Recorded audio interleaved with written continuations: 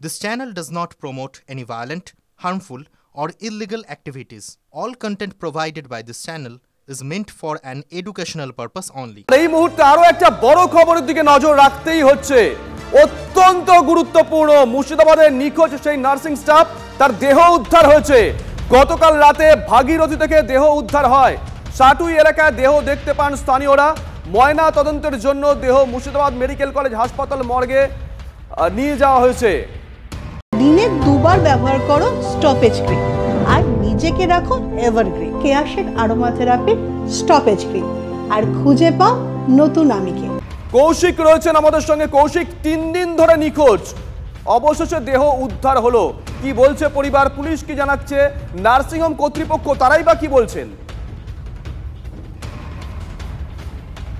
দেখো, নার্সিংহোম কর্তৃপক্ষ কিন্তু প্রথম থেকে তারা কিন্তু ঝেড়ে ফেলে দিচ্ছিলেন এবং তারা যেটা জানাচ্ছিলেন যে ডিউটি ছেড়ে বেরিয়ে গেছিলেন এবং হোস্টেলের উদ্দেশ্যে কোনো দিন তিনি বাড়ি যান, তাই তাদের কাছে খোঁজ ছিল না।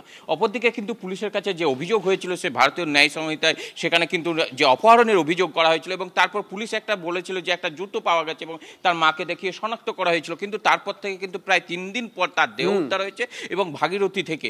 কিন্তু এখনো পর্যন্ত কিভাবে মৃত্যু সেটা কিন্তু এখনো স্পষ্ট নয় যে এর মৃত্যু হঠাৎ করে যদি আত্মহত্যায় তাহলে কি কারণে আত্মহত্যা রয়েছে, পিছনে কি অন্য কোনো রহস্য রয়েছে, আর নার্সিংহোম থেকে বেরোনোর পর কেন এই ঘটনা ঘটলো সেটাও কিন্তু একটা বড় প্রশ্নের মুখে।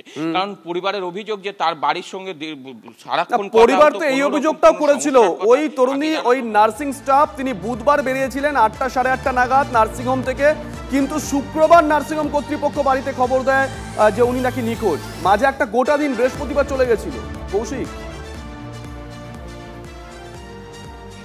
একদমই তাই। সেই দিন রাতে কিন্তু কোনোভাবেই তাকে খবর দেয়নি এবং যে হোস্টেল, সেই হোস্টেলটা কিন্তু ওই নার্সিংহোমেরই হোস্টেল, তবুও কেন যে রাত্রেবেলায় হোস্টেলে ফিরল না সেই খবরও কিন্তু রাখেনি নার্সিংহোম কর্তৃপক্ষ, এমনটা প্রশ্ন উঠছে এবং সেই ঘটনায় কিন্তু তদন্ত যতটা এগোবে ততটা সামনে আসবে। পুলিশ এই বিষয়ে যেটা জানিয়েছে যে তার দেহ উদ্ধার করা হয়েছে, গতকাল রাতে তার পরিবারকে দেখে শনাক্ত পর্যন্ত করা হয়েছে। তবে কি কারণে মৃত্যু, এর পিছনে কি অন্য কোনো রহস্য রয়েছে কিনা সেটা খতিয়ে দেখা হচ্ছে। তবে যে অপহরণের মামলা হয়েছে সেই মামলা কিন্তু বিষয়টা ভালোভাবে খতিয়ে দেখা হচ্ছে, কারণ এর আগে যেমন তুমি দেখতে পেলে যে আজকে করে একটা ঘটনা, তথ্য প্রমাণ লোপাটের মতো ঘটনা ঘটেছিল, সেই জায়গায় দাঁড়িয়ে কিন্তু পুলিশ কিন্তু এই ঘটনায় পুঙ্খানুপুঙ্খভাবে তদন্ত করছে।